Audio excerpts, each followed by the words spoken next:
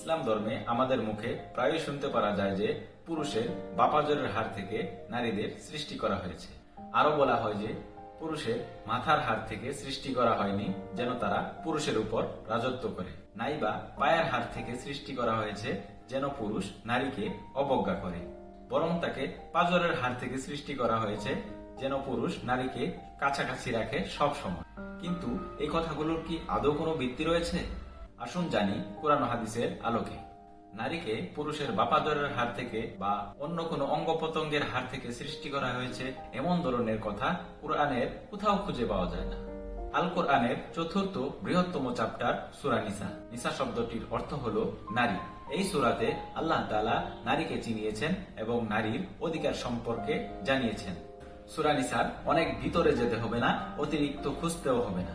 নারী কিভাবে সৃষ্টি হয়েছে সে ব্যাপারে প্রথম লাইনেই লেখা আছে, বিসমিল্লাহির রহমানির রহিম, খলাকাকুম মিন নাফসিন ওয়াহিদা, অর্থাৎ তিনি তোমাদেরকে একই নফস থেকে সৃষ্টি করেছেন। এখানে নফস শব্দটির অর্থ হলো জীবন অথবা প্রাণ, অর্থাৎ আল্লাহ তাআলা নারী এবং পুরুষকে একই নফস হতে সৃষ্টি করেছেন, অর্থাৎ একই জীবন হতে সৃষ্টি করেছেন।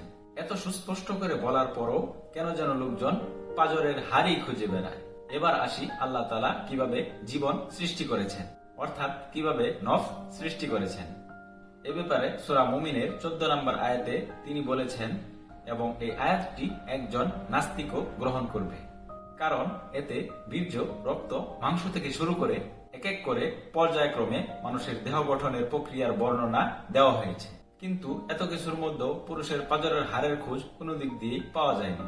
তবে এই পাজরের হাড়ের ব্যাপারে একটি হাদিস রয়েছে, মেয়েরা পাজরের হাড়ের মতো বাঁকা, যদি সোজা করতে যাও তাহলে ভেঙে ফেলবে, যার ফলে তার কাছ থেকে কোনো কাজ করতে হলে এই বাঁকা অবস্থাতেই করতে হবে। মুসলিম 1486 নম্বর হাদিস। লক্ষ্য করুন, এখানে হাড় থেকে নারীর সৃষ্টির কথা বলা হয়নি, বরং তার স্বভাবের কথা বলা হয়েছে হাড়ের ন্যায় বাঁকা। সৃষ্টির কোনো কথাই বলা হয়নি এই হাদিসে, বলা হয়েছে তার স্বভাবের কথা, যার ফলে এই ধর্মকে ডাল বানিয়ে আমরা কাউকে ছোট না করি, কারণ আমাদের ঘরেও তো মা বোন রয়েছে।